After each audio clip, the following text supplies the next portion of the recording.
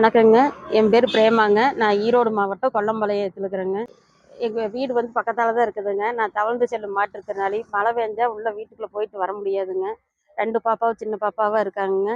அ பெரியவ வந்து 8வது படிக்கிறாங்க. பேர் வைஷ்ணவி. சின்னவ சௌமியாங்க. 6வது படிக்கிறா. எங்க வீட்டுக்காரர் வந்து என்னைய டைவர்ஸ் பண்ணி விட்டுட்டு போயிட்டாருங்க. நான் வந்து பிறவியிலேயே போலியோ அட்டாக் ஆனதுனால 41 வருஷமா சும்மா நடக்க முடியாதுங்க. தவழ்ந்து தான் போயிட்டு வருவேங்க. எனக்கு வந்து வீல் சேர் கொடுத்து உதவிங்கன்னா பரவாயில்ல. மழை பெஞ்சா அதே மாதிரி வீட்டுக்குள்ளேயும் தண்ணி வந்துருங்க. சேராக கிடக்குங்க. என்னால் நிமிர்ந்து வரவுக்கு கஷ்டமாக இருக்குது. வீல் சேர் கொடுங்க. அதே மாதிரி கடை வச்சுருக்குறேங்க. கடையில் வந்து பொருள் இல்லாதனால எங்களுக்கு வந்து வாழ்வாதாரத்துக்கே ரொம்ப பிரச்சனையாக இருக்குதுங்க. ஒரு வேளை சாப்பாடு சாப்பிட்றதுக்கே கஷ்டமாக இருக்குது. 2 பாப்பாவும் சத்துணவுல தான் சாப்பிட்டுக்கிறாங்க. நாங்கள் ஒரு வேளை சாப்பாடு செய்யறதுக்கே ரொம்ப சிரமப்பட்டுட்டு இருக்கிறோங்க. எங்களுக்கு கடைக்கு கொஞ்சம் பொருள் வாங்கி கொடுத்தா எங்களுக்கு கொஞ்சம் உதவியாக இருக்குங்க. எங்களுக்கு யாருமே உதவி செய்கிறக்கு ஆள் இல்லைங்க. எங்களுக்கு இந்த பெட்டி கடையும் வந்து ஒரு இதில் தான் வச்சு கொடுத்தாங்க. அதே மாதிரியே எங்களுக்கு கடைக்கு பொருள் வாங்கி கொடுத்தீங்கன்னா ஒரு நாளைக்கு 300 ஏதாச்சும்னா கூட நாங்கள் எங்கள் பாப்பாவுக்கு வேணுங்கிறதெல்லாம் பண்ணி கொடுப்பேன். படிக்கிறதுக்கு எனக்கு பண்ணி கொடுப்பேங்க. எனக்கு யாரோ ஒருத்தர் உதவி செய்யுங்க. நன்றிங்க. உதவும் உறவுகள் அனைவருக்கும் வணக்கம். நாம் இப்போ ஈரோடு கொல்லம்பாளையம் அங்கே கோயில் ஒன்று இருக்குது. அதுக்கு ஏற்ற மாதிரி திருமதி பிரேமா அவர்களை நம்ம சந்திக்க வந்திருக்கோம். அவங்க வந்து 100% வந்து ஒரு மாற்றுத்திறனாளியாக இருக்காங்க. அவங்களால நடக்கவோ கை வந்து பார்த்தீங்கன்னா எந்த வேலையும் செய்ய ரெண்டே விரல் தான் நீட்டிட்டு இருக்கு. மற்றது எல்லாமே உங்களுக்கு வேலை செய்யலை. அதே போல் நடக்கவும் முடியாது. அவங்க அப்படியே கீழே உட்காந்து தவழ்ந்துக்கிட்டு தான் வரணும்.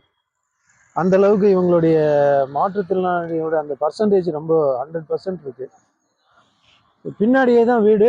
நம்ம இதில் பார்த்துருப்பீங்க. அந்த வீடு பார்த்தீங்கன்னா கோயில் நிலத்தில் இருக்கிற வீடு.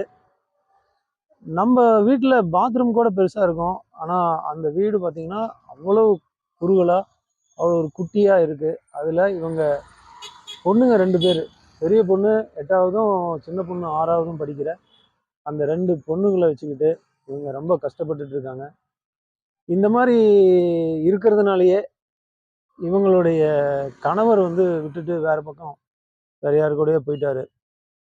இவங்க இப்போ கிட்டத்தட்ட 40, அவங்களே சொன்னாங்க 40 வருஷமா இந்த மாதிரி ரொம்ப கஷ்டப்பட்டுட்டு இருக்காங்க. அவங்களுக்கு என்ன தேவைன்னு கேட்டபொழுது தவழ்ந்து தவழ்ந்து போறாங்க. அந்த நீங்களே பார்த்துருப்பீங்க, இந்த போட்டோல டிச்சு இருக்கு. அந்த டிச்சு வழியா மழை வந்ததுன்னா அப்படியே வழிஞ்சு வீட்டுக்குள்ள வந்துடும் அப்படின்னு சொல்றாங்க. ஸோ அந்த அளவுக்கு ரொம்ப சிரமப்படுறாங்க. அந்த டைம்ல இவங்களால தவழ்ந்து அதாவது இழுத்துக்கிட்டு தான் போறாங்க, தவழ்ந்து கூட இல்லை.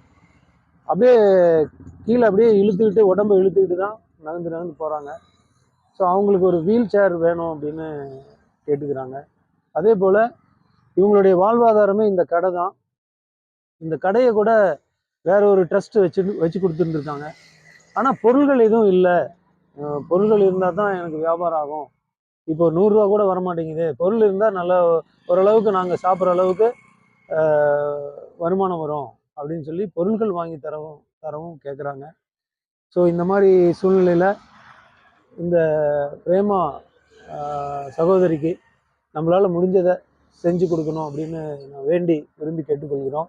நன்றி, வணக்கம்.